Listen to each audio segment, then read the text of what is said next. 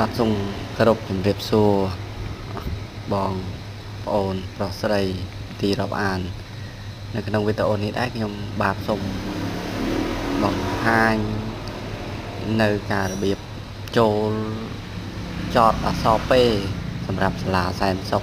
សាខាក្រុងពោធិ៍សាត់យើងខ្ញុំអញ្ចឹងនៅក្នុងវីដេអូនេះខ្ញុំបានរៀបចំដាក់បង្ហាញជូនរបៀបចូល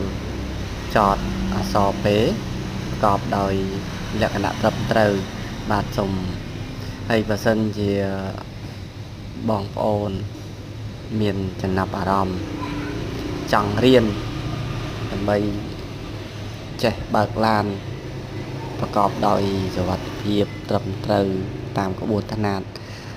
អញ្ចឹងសាលាសែនសុខក្រុងពោធិ៍សាត់យើងខ្ញុំនឹងរៀបចំបង្រៀន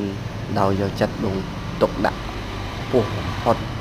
ដើម្បីចូលរួមសង្គមជាតិកាត់បន្ថយគ្រោះថ្នាក់ចរាចរណ៍ទាំងអស់គ្នាបាទសូមអញ្ចឹងសូមអរគុណហើយក៏សូមទស្សនាមើលពីរបៀបចូលចតអក្សរពេពីសាលាយើងខ្ញុំបាទសូមអរគុណ